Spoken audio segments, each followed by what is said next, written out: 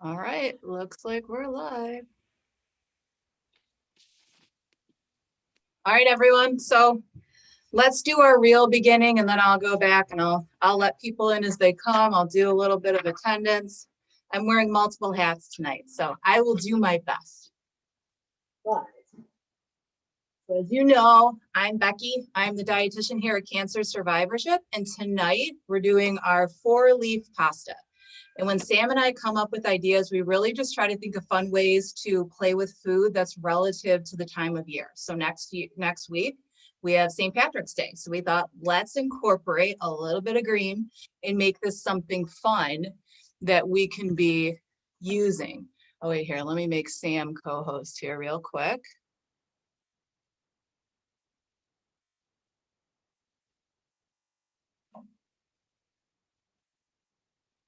SD, I'm assuming this is you, Sam? Yes, that's me. Okay, making you co-host. Okay. Oh no, I don't want Ruby to be, sorry, not Ruby. Sorry, Ruby. I'm hitting the wrong person. Your name jumped. There we go.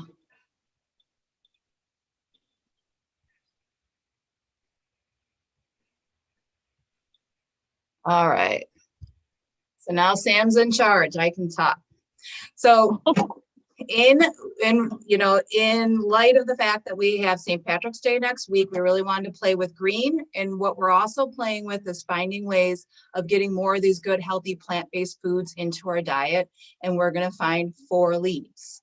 So you'll notice I sent out the recipe, and for anyone who didn't hear it, I'm going to send you the corrected one because there was like a couple things missing on there. So I apologize for that confusion.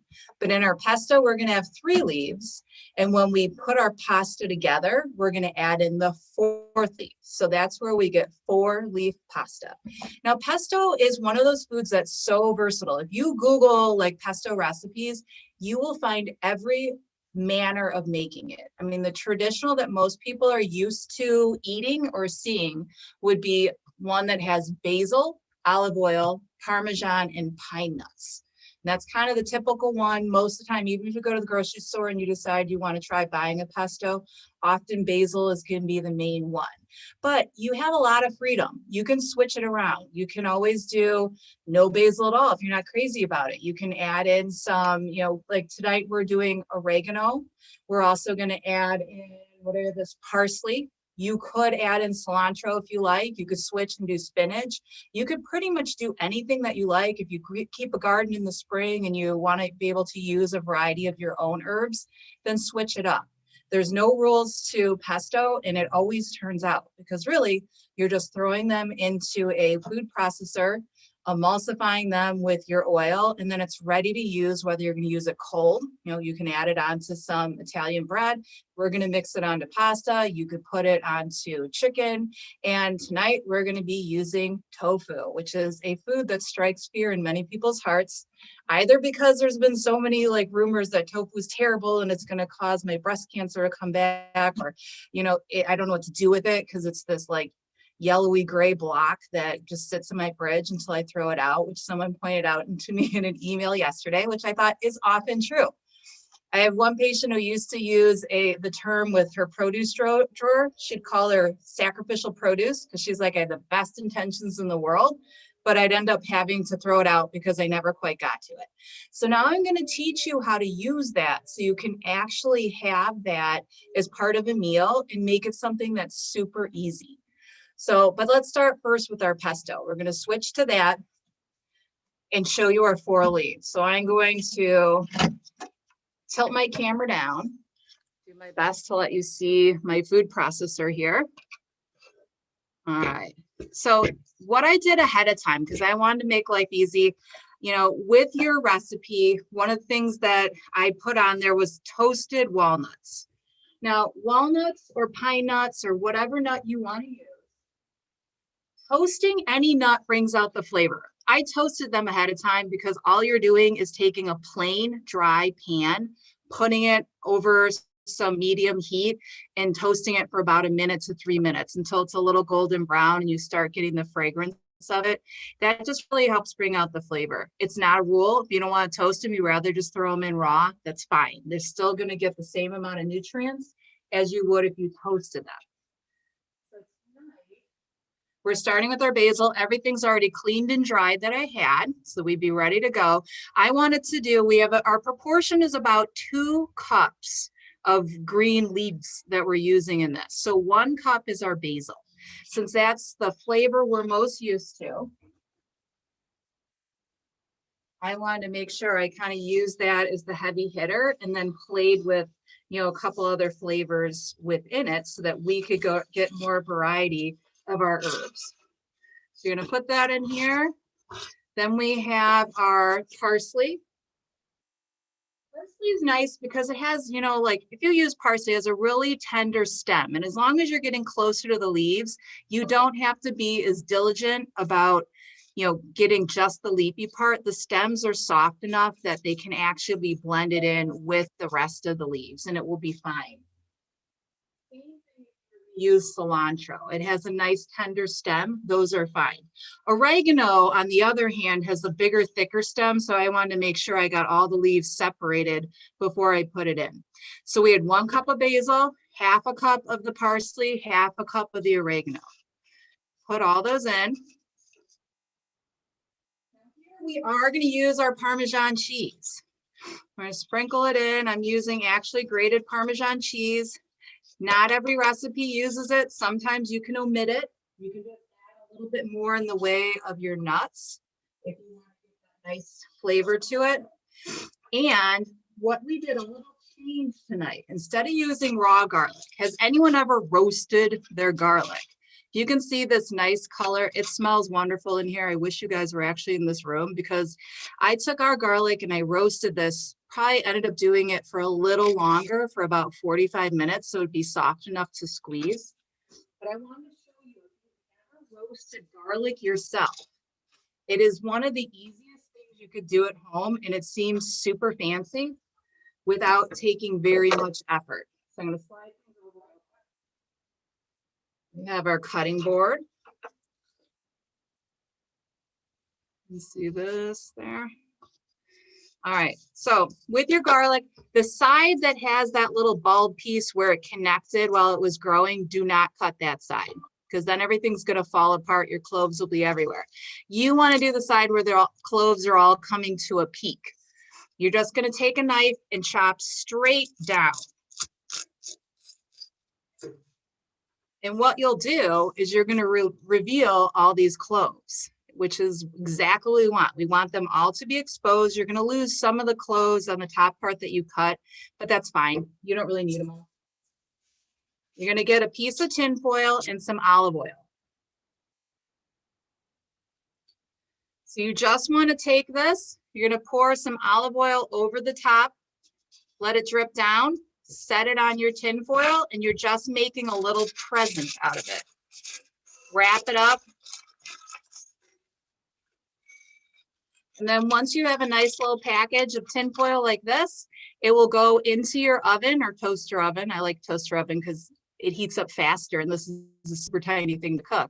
You're going to do 400 degrees for about at least 30 minutes, sometimes a little longer. I peek inside and I like to see if it's all looking like it's nice and toasted, because then it's going to be a lot easier for me to squeeze it and be able to put it into the pesto. So that nice flavor, it again. So once you've let the bulbs cool a little bit, they're really easy to handle. So these have been out of the oven for probably about 20 minutes. So I don't have to worry about them burning my hand. And you'll see they'll just come straight out of here. I don't have to do any work. I don't need to use a knife to pull them out. I'm just going to squeeze them and let them fall into there.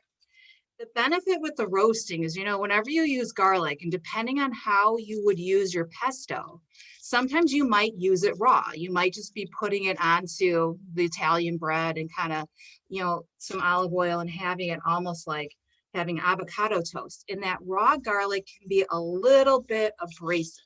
It has sort of that bite to it that not everyone is crazy about. Use it, that's going to make it a lot smoother and softer. It's not going to be as harsh to the taste. And you could use this garlic. I often will do this when I'm doing mashed potatoes or mashed cauliflower. Nice flavor without having it, be too harsh. Oh, almost forgot my toasted nuts. So when you're layering everything in here, try to put your garlic, your nuts, your cheese on top of the leaves, because that's going to be, it's going to help push everything down, and that way it's going to emulsify a little bit better. So I'm going to lock this in. Now, do not pour your olive oil at the top. You want it to go in slowly when you've already turned it on. That's going to give you a nice emulsion. It's going to blend things up. So I'm going to turn this on and start blending it. Obviously, I won't be talking because you're not going to be able to hear me very well, but you'll get the idea of what we're doing.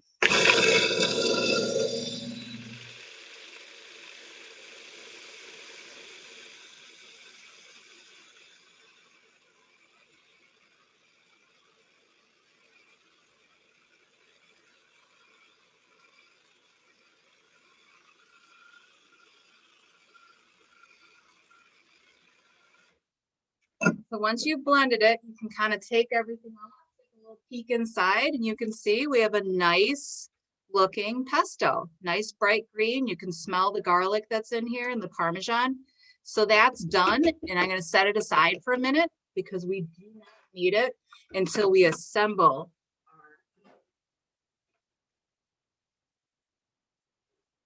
Now on to the vegan Parmesan. Let's make sure we have our Parmesan done so that we're ready to go. So why vegan Parmesan? A lot of you guys were asking about that. I'm going to turn up my see, you know, as I go through the ingredients, what we're looking at with our vegan Parm. So the two ingredients that might be new to most people, one is the hemp seeds or hemp hearts. Hemp hearts are just the inside of the hemp seed, meaning they're very soft and tender. You don't have to soak them. You don't have to cook them. You literally have to open the bag and throw it in whatever you're going to eat. Sometimes I will recommend people put it in smoothies. I've sprinkled it on salads when I want a little protein boost. In this, we're going to be mixing it with our cashews and also some nutritional yeast. Nutritional yeast is inactive yeast. It has high in B12, which is great. Like if people aren't eating as many animal products, B12 is a vitamin that we find in animal proteins. So this actually comes from a nutritional yeast. And the great thing is it tastes and smells very cheesy. It has a nice flavor. I don't need to do much more than sprinkle it onto the food. When you look in here, you can see, I'm going to turn this down a little bit, our hemp hearts. Hemp hearts kind of look like a little bit like chia, or, you know, maybe kind of like soaked chia, or more like quinoa, but they're really soft, tender. You know, they're pretty easy to use, and they don't have a ton of heavy flavor. So it's not something that's really off-putting for anyone. And then our nutritional yeast is nice and flaky, and it can be incorporated. You could sprinkle it onto vegetables. You can put it onto any sort of food that you like. You know, I've heard people, they like putting it on popcorn because you almost have like a cheesy popcorn that, you know, the benefit is, you know, a couple tablespoons of the nutritional yeast, I have 9 grams of protein. If I have 2 tablespoons of my hemp hearts, I have 6.5 grams of protein. So they're good, healthy ways of getting plant-based protein where I don't have to focus on animal products. And it also gives me healthy fats like the omega-3s. So things that we're always hearing about, because we're, you know, trying to keep our hearts healthy, our bodies healthy, and not putting in so much like the saturated fats and trans fats that we do find more in cheese. So it's part of the reason we try to limit our cheese. Also, if you are on a lower sodium diet, cheese always needs salt. There's no way to make cheese without salt. It doesn't really happen. But when you're getting into hemp hearts and chia seeds, or hemp hearts and nutritional yeast, you can use these easily in your food, and you could actually omit the salt and not worry about that. So it kind of has like a dual purpose if you're looking for another flavor, something different without worrying about adding tons of salt and, you know, the usual things that we put in. So our base is going to be cashews. Cashews have such a wonderful, like, creamy flavor. We're gonna throw our cashews in here. I just use whole cashews. You could save money and get cashew pieces because it's all gonna get chopped up anywhere. You're gonna throw in your hemp hearts. Now hemp hearts, because they have a healthy fat in them, once you open them, Put them in your refrigerator to store them. Don't leave it in the cabinet and have it there for months because eventually they will go bad. Nutritional yeast does not have a lot of natural fats in it, so that can stay in your cabinet next to all the rest of your spices. And then this is just a mix of some onion powder, garlic powder, and I put some salt. If you don't want the salt, don't put it in. You can still get a ton of flavor and you don't have to worry about it. So we're just going to stick this into our blender and chop it up.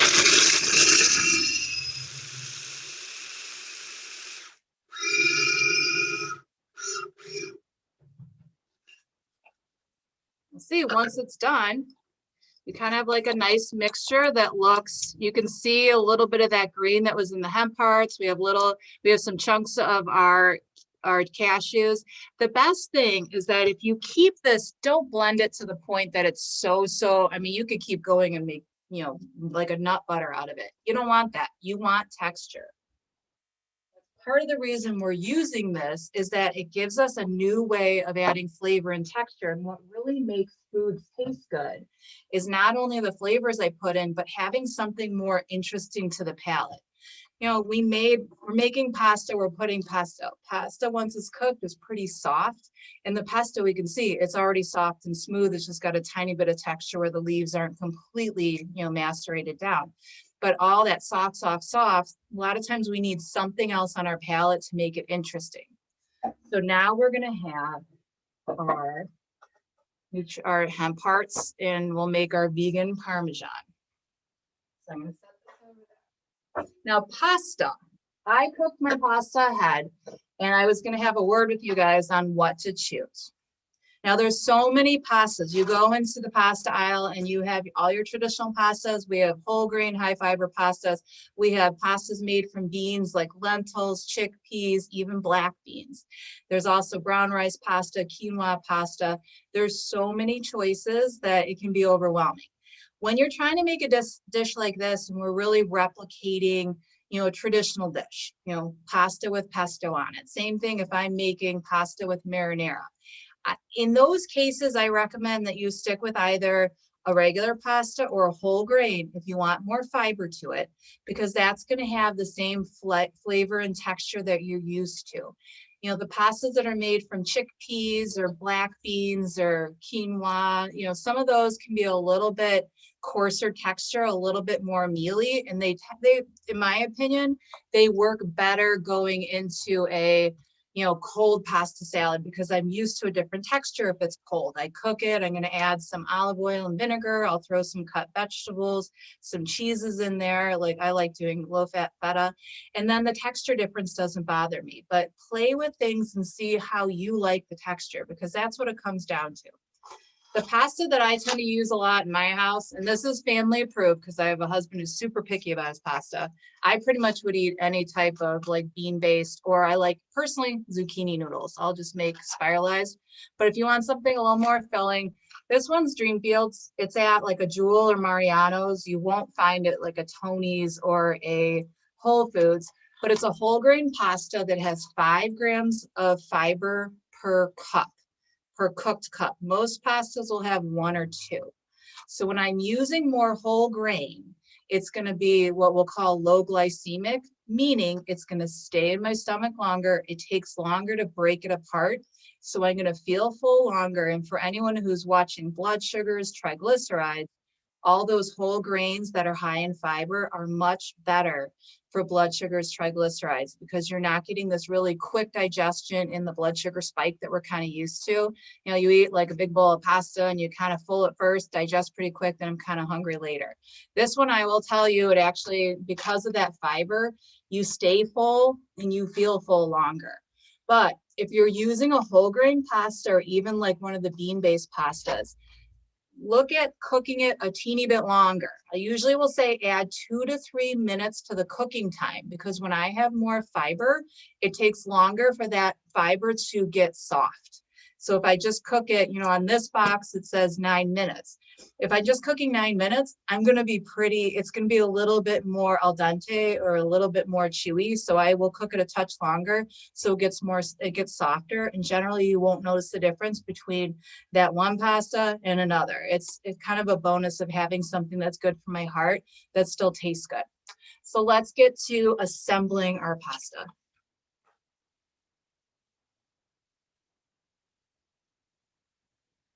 All right. Cook this ahead of time. Whenever you're cooking your pasta, you are going to put a little bit of olive oil on it after you have drained it, just to make sure that it doesn't stick together. You know, you have to give me one hot second because I actually left my reserved pasta water on the other room.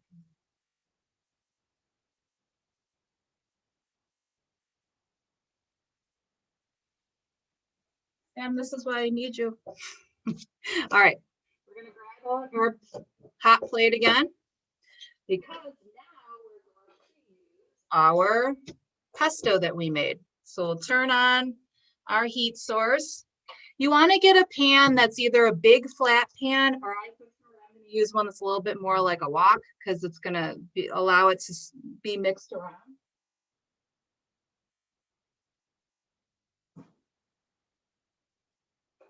So all we need to do, I'm going to warm this up. We're going to take our pesto. You don't really need any olive oil in here because there's already olive oil in the pesto.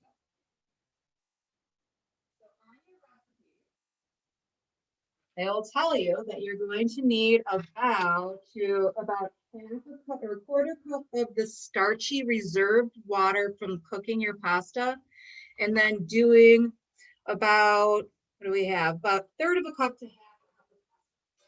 Really depends how much you want in there. It's all personal. This is your plate of food, so make sure that you're making it in a way that tastes good to you.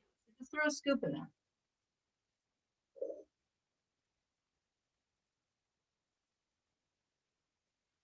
Well, it's about a third of a cup to a half a cup. Looks good to me. When you're mixing it around, now the reason we use the starchy water, and you guys already know that, you know, it's going to have a little bit of that natural starch that comes from the pasta as it's cooking, which will help thin this out a little bit, but also give it a little structure from the starch that's in the water.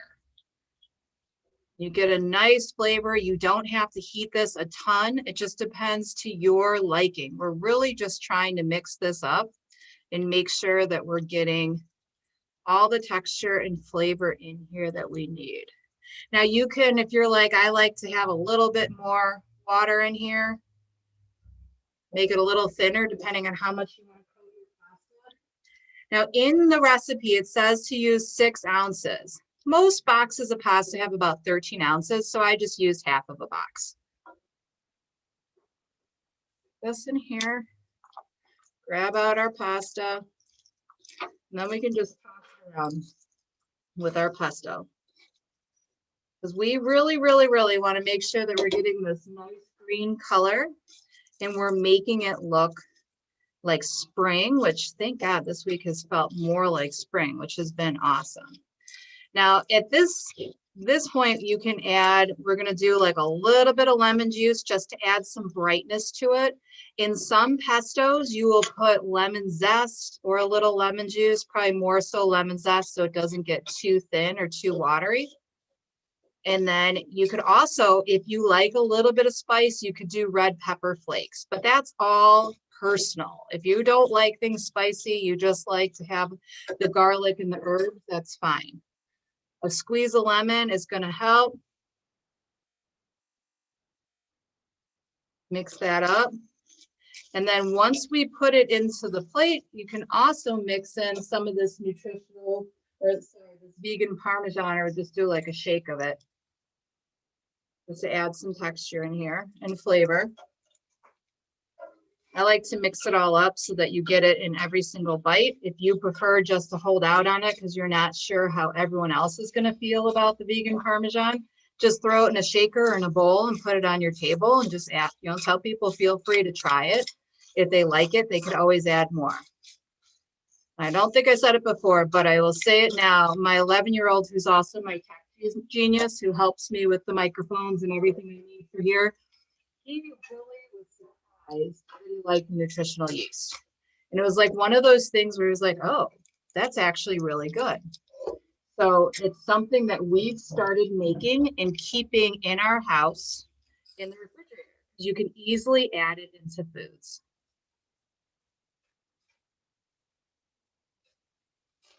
Let's move this out of the way and you can see our nice plate of pasta. Now, this is obviously more than one serving. I wouldn't eat all this at once, but you can see that beautiful green color. Only thing it's missing now, maybe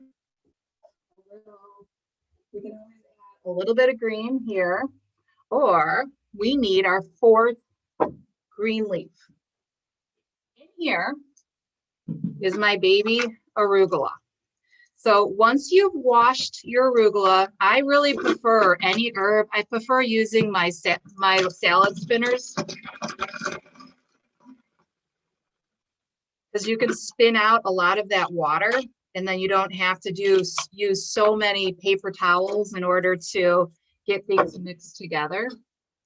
So you're just going to take a few leaves of this. I like arugula a little bit more on like the chewy side, like, so I will put it in on the table. If you prefer, you could throw it in the pan and let it wilt a little bit, but generally the amount of heat that's in the noodles will help with your arugula. So add it as you will. Arugula is one of those easy adds, like at the end, you can throw it into salads. It's kind of a nice, easy leafy grain. And it tastes good, and it's great because it's a drier leaf, so they do last longer in your refrigerator. So if you're one of those people who has the sacrificial produce, I would definitely look at getting some arugula. So the last little boost, everyone wants to know about how in the world do I use this what is this, tofu that I'm cooking. Actually looks really good over here. So I have. I'm sorry, Becky. I got kicked out. Can you make me host again? Of course. Such a troublemaker. I know. There. I hopped off the train and it kicked me off. Thanks, Sam. No problem. All right.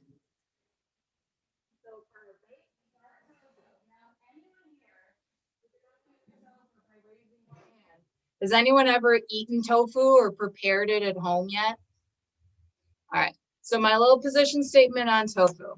American Cancer Society says it is fine to use tofu products within your food.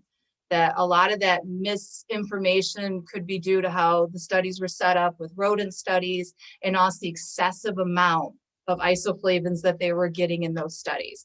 That for most people in moderate use, especially when they're looking at countries like Asia, where they eat far more tofu or soy products than we do in the United States, they're not seeing a correlation when it comes to breast cancer. So that's the position on that. So if it's something you want to try, feel free to do it. If you're still a little wary of it, that's fine. Never do something that doesn't feel right to you. You can get through the rest of your life without having any tofu.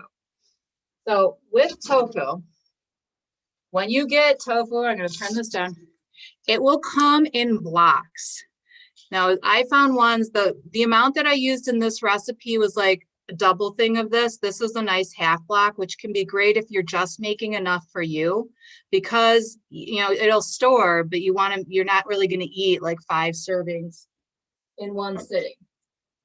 Because you are using tofu and you're looking for the extra firm. Most of the time, if you look at the products, it will list it on there. I think here it says extra firm right by my finger. Extra firm is going to hold up its structure better when you're doing sauteing or baking. And these will always be in the refrigerated section, generally by the produce at any grocery store. The silken tofu that's in boxes that they can keep on the shelves, like near like the protein supplement aisles, or they might also keep it like in the health food aisle. Those are better if you are going to be using, it in a soup or a smoothie, because they're so soft, they will start breaking apart. So it's not going to hold its structure very well for baking. But they all come, like this one I drained before right after I opened it, because there's water up to the top. It needs to stay in water in order to stay fresh. So by the time I'm going to prep it, this is still pretty waterlogged. I'm going to grab my glove. So you want to press it. And this is what they were talking, you know, what I wrote in those instructions is that you're going to take out your chunk of tofu. And there's still some water in here. You're going to set it on paper towels. So you want to do paper towels underneath, paper towels on top. And then you are going to take, it's probably easiest just to grab another cutting board, something.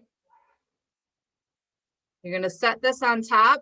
And what I did at home is I had a double pack of, I tried out some last night. I did some marinara sauce, but here today I grabbed one of our hand weights. I threw it inside a plastic bag so it's sealed.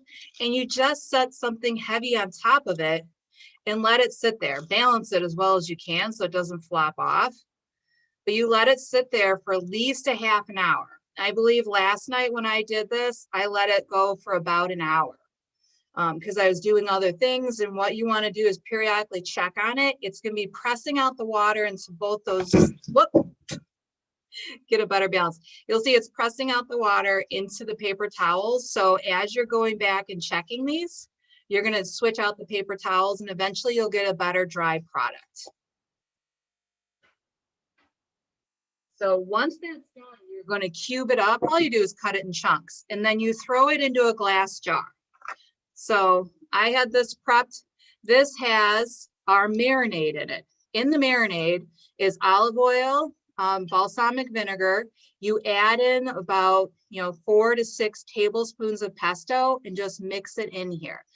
With tofu, it does not have a ton of flavor. So if you don't do anything to it, it's going to take like plain tofu. There's really nothing to be said about it. Tofu really is a great food for absorbing, and whatever flavors you put into it, that's what it's going to taste like. So you want to marinate it for, at least 6 hours. You want at least 6 hours, but I did it overnight. It gives it more time. And then you're just going to mix it up and put it on a baking sheet. So our final product here with the baked one, we'll see, just arranged on here. You get a nice baked flavor. It's ready to use. It helps dry them out. Once you've baked them, it'll last a little bit longer in your fridge. So if you want to cook a bunch of them, throw some of them. I like it because it's a nice little protein boost onto our salad. So you can add a little bit more of your baked tofu. You have some plant-based proteins in here. And you could also use the tofu if I wanted to do it in salad. I could add it, just eat it straight as like my protein in my dish. But notice how beautiful it is because you get a lot of green colors. We now have our 4 leaves with our arugula. We have oregano, basil, and parsley. And we have our whole grain pasta. So we're getting more fiber in from that. Also, when I use whole grain, I'm getting a little extra protein.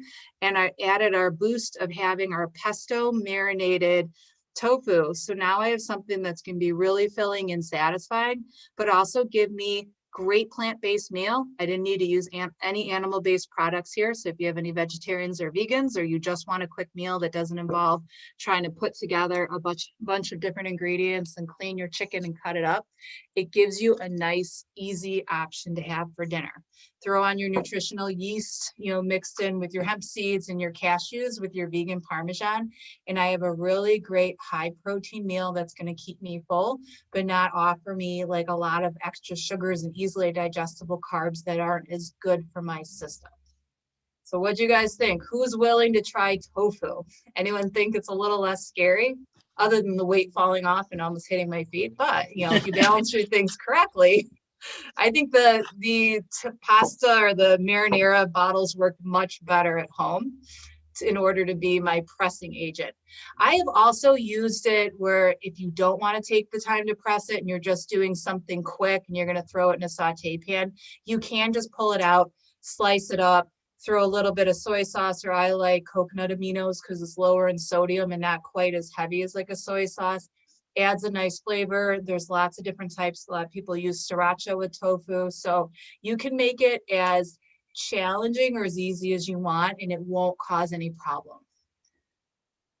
So, and I agree. I love tofu as a quick protein. It's probably was my big go-to before, when I would cook just for myself because it was fast. And if you're looking, if you only cook for you or one other person, having something where you don't feel like you have to open a big package of something is helpful because you have something quick. You don't feel like you have to go to a lot of effort, but you can still have something nutritious. Because I think a lot of times as we're, rushing through life, we don't take a lot of time for ourselves. You might worry about feeding other people, but when you're starting to think of new things you can add to your diet that are simple, I think that's when we're more likely to be able to use it on a regular basis and make it part of our daily life.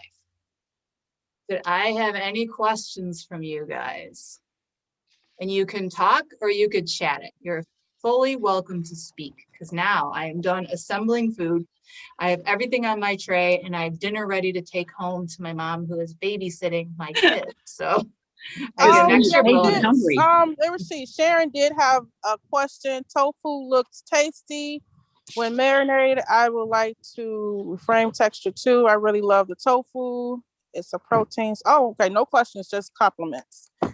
So how long can you keep tofu in the refrigerator? So if it's held within its package with the water in it, usually you can keep it for a few weeks. It'll have an expiration. Once you've dried it out and you've cooked it, I always treat it like any other protein. I worked in food service and nursing homes. I've done it for like 25 years. So I always have like the 3-day rule where I'm pretty sure if I use it by 3 days, I'm not running into any sort of bacteria or anything growing in there that's not going to be healthy. Realistically, it could probably last a little longer, but I'm pretty much set in my 3 days because I think that's safe for anyone and you don't have to worry about causing any sort of foodborne illness. Anyone else? The nutritional yeast, keep it in your your vegan Parmesan. Once you've assembled it, keep it in your refrigerator. It will last for a few weeks. You don't have to throw it away right away. As long as you're keeping it cold, you can even keep it up to a month and it's not something that you need to worry about using. Pesto, because it's a fresh product, you want to I've seen ranges of anywhere about 5, at the most 7 days when it's in your fridge. Usually in order to make a vapor barrier so you get less air contact with the leaves and everything that's been pureed together, get a nice glass. I prefer glass because it does, it doesn't absorb anything and it's not going to give you any sort of chemicals from the plastic, but glass or plastic with a tight fitting lid, and pour, once you put it in there, level it out, put a little olive oil over the top so that it creates a little seal, and then put the cap on. And that way you can help keep it a little fresher for a little longer. And it'll be something that you can use in several different recipes, or freeze it. Ice cube trays or little silicone trays are great for freezing so that you can have pop out a couple little portions. You could throw it into a frying pan, warm it up, really easy then to sort of melt and get it mixed into foods to use at another time. There's enough of those bigger silicone trays that can be freezable that people use when they make their own baby food. So those might be even nicer than using tiny little ice cube shapes, but that's just one way of kind of working ahead and having extra stuff ready to use so you're not making pesto all the time. So pesto seemed like kind of a pain. If you make it once and it makes multiple meals over the course of the next several months, then that little bit of effort you put in is actually not that bad. But I've had tofu in a restaurant and it was so tough. And I was told by people who eat it regularly that it just wasn't made right. So I stayed away from it. So, I just didn't, even remember the flavor and the taste, and I didn't care for it. So if you make it the way you're preparing it and marinating it, it's not going to be like that? No. Often in restaurants, what they do is to make it quick, they'll do a quick deep fry of it. And that's when it really gets tough because it almost burns the outside and then it's a little chewy on the inside. I've had that too when I've ordered things with tofu when it wasn't steamed, but it was fried, and it has no flavor then because really they threw it into oil. They probably didn't marinate it, and all you have is the flavor of oil and kind of a dried out curd. But like if I take this tofu here, bend this down, when you've baked it, it'll break apart. You'll see, because that tough one, when they fry it, usually you won't see a lot of this white. It'll be like all shrunken in the middle. So this is nice and tender. You can even see I can squeeze it. So it's not going to have that off, chewy, tough flavor that you have from the restaurant.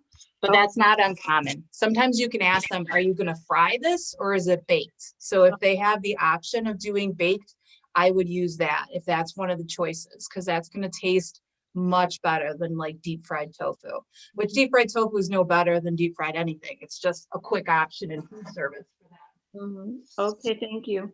You're welcome. All right, is anyone hungry? I know I am. I've been smelling garlic for the last hour in here. Sam, you're missing out. It smells like an Italian restaurant in here. Someday I hope we're putting in a kitchen. It would be a lot easier than these little things. Yeah, that seemed like a lot of garlic in the pesto when you were putting it in. I thought, oh my gosh, I would get a stomach ache from so much garlic. But once it's roasted, like I said, it tamps down the flavor so much. Like if you were to put that many cloves of raw garlic, yes, it would be horrible. You'd probably be reeking garlic from your pores. It just wouldn't be pleasant. But when you roast it, it really just makes it nice and soft and it's not as abrasive. So play with it. You could always do just one head of garlic and say, I'm going to start here. But most of the time, if you're roasting, it really works better to do a whole head. I've had recipes where they're like, just roast one clove. And generally when you do that whole thing, you take the outside husk off, you put the olive oil and roast it like that. Most of the time the clove will end up burning because there's not a lot of barrier around it to help it cook. So I would get smaller heads of garlic and just maybe roast the whole thing and use just part of it. You could always save the rest in the fridge and then put it in a recipe later. So you could kind of dole it out. It'll be roasted. It's just like toasting your nuts. You don't have to use it right away. You could just save it and kind of mix a little in, taste it, see if I like it, mix a little more. I mean, you could always add more. So start really conservative and just see what you think and then add a touch more. And then once you hit that perfect level, you'll know exactly how much of the roasted garlic works for you. So Rebecca, I actually made this earlier, and the problem I had with the pesto is I don't have a food processor, so I tried to make it in the blender, but it didn't emulsify very well. And my pesto is a lot chunkier than you. Yeah. Because yours is very creamy, but my pesto, I mean, it still tastes okay, but. Yeah, it's hard, especially unless you have like a Vitamix or like a Ninja, a super powerful blender that gets the blades all the way down. My older Oyster blender is not great for it because there's enough of a gap at the bottom. It just doesn't have enough liquid in the pesto to circulate it like it does if I'm making a smoothie. So that is not, I'm sure you got the flavor. You just, the texture may not be exactly what you want. That's why I love my super little tiny, like mini Cuisinart. This is my little mini prep. I probably use this food processor more than my big one. Yeah, that's very cute. So where did you get that? I think when I got this, I believe I got it at Crate and Barrel. But you could probably just go look for Cuisinart mini food processor online. I've had this for at least 13 years, the length of my marriage. And I probably use it the most because it's easy to pull out. If I'm not doing a humongous amount of food, this works just fine. And it's got a powerful enough motor on it. Becky, Bath and Beyond has it. Oh, do they? Yeah. And you have a coupon. So you can get it for cheaper. Off. Yes. That's what we need. So go get a tiny one and then it's not heavy. I love my big one for big stuff, but it is heavy. It's kind of that thing that you stick in the cabinet when you pull it out and I got to lug it out to my car and then bring it back to a cabinet. It is not the best thing to drag around, but I think for most of us, the little small ones are perfectly fine for doing like smaller batches that we're going to use realistically in the matter of a few days. I would just cut the recipe maybe in half. You know, if you did about like a cup worth of the leaves versus 2 cups, I think it would work better in that mini food processor, or you could do it in 2 batches. Especially if you're only cooking for one. So, but It that's cute. I might get one. it's cute, powerful, and it does the job. So you don't need to invest a ton of money in a big item. How about any other questions, ladies, tonight? Can I ask a question about a previous recipe? Sure. Back, I think in December, you did the chocolate Oh yeah, the caramels, bonbons. salted caramels. So we Yes. made them. They were delicious. But my question is, when we were using the food processor, I don't know if we creamed it as much as we should. Should it get to the point where it's kind of almost looks like caramel? Or It should look more like natural nut butter, like if you used almond butter, where it's not totally smooth all the way through like caramel. It Mhm. will have a texture to it. That's the right consistency. okay. Yeah, it does not have to keep going. And usually the flavor is really good. I still have some in my freezer because I made a bunch of them. And I personally, those caramels, I like when they're really cold. I might take it out and have it out for about 10 minutes. And I think it tastes truly like the caramels when I have it at that cold texture versus out of the refrigerator. And it's obviously lasted because my Yeah, husband and I kind of pick at it. They were really good. Even not making it as creamy of a center as maybe we should have, but they were still really, really good. Yeah, I'd say Wow. that was like the best sort of faker dessert recipe that I found. Because you're like, most people, when they try it and I don't tell them what's in it, they think it's caramel. Yeah. Like, oh, it's caramel, right? Not that it's almond butter and dates, like kind of like the big surprise. But Yeah. it is something that's nice and healthy. And I'm going to get a tinier little scoop because I made like bigger ones about the size of golf balls, which is why they've lasted so long. But like, I think those are perfect at just like half that size. So Yeah. that's my next big investment for myself. Well, they were really good. And thank you for the recipe. And then someone just said they need to find the recipe. Does anyone want that? If you want that recipe, just send me an email. I have all those in my computer. So I'm happy to send you the bonbon recipe if you want it. I'll also send the corrected recipe tonight, just so it says Pesto. when you're using the nuts and the pesto and the Parmesan and putting it in. Next time I have to have you proofread it, Sam. So it's always good to have a couple pairs of eyes. All right, I see Gail and Joan and Marilyn would all like to have the pesto, and Kathy. So I will send, when I send it, I'm just gonna put the bonbon recipe on there. If you want it printed out, I'll send the adjusted recipe and I'll throw the bonbons on there and then you guys all have it. So then you can make a nice Perfect. dessert and have it for St. Patrick's Day along with your green pasta and your marinated tofu. There you go. Okay. All right. Well, it was nice having you guys all. If there's any other questions, I'm happy to answer. Otherwise, I will let you adjourn for the evening. We have a couple more minutes of sunshine before the sun completely disappears. But thank you for joining me in here. It's so nice seeing your Thank faces. you. Bye. That's what we Thank you miss so the much. most.